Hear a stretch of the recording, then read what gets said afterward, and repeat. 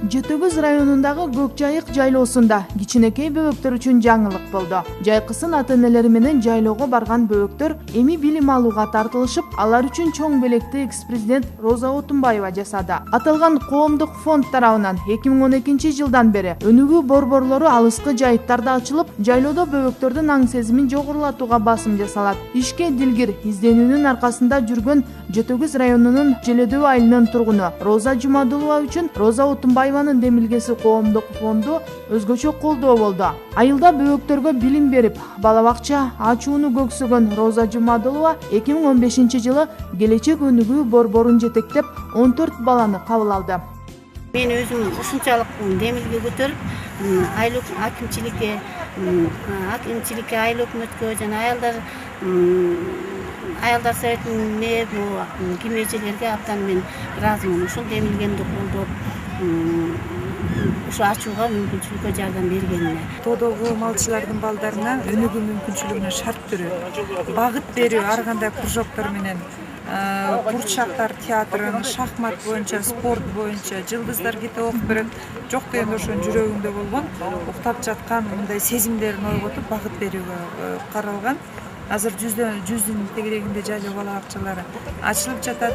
Келечек ээлерин окуп үйрөтүп, окумуштуу болуп, эң башкысы адам болууга үндөгөн Роза эжей экс-президентти балдардын ыр бийи менен тосуп алып, бул күнү өнүгүү борбору майрамдуу шаңга айланды.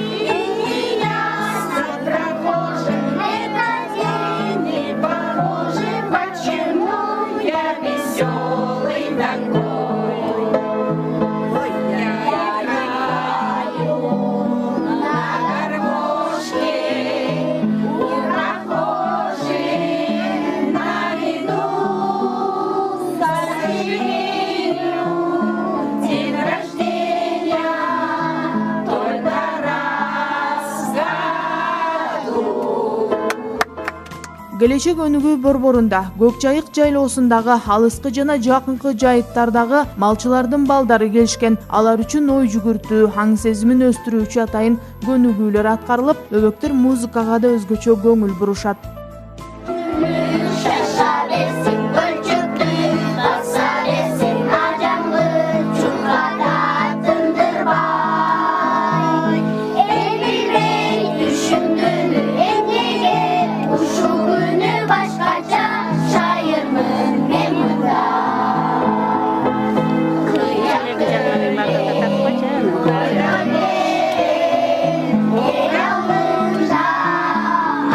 Good.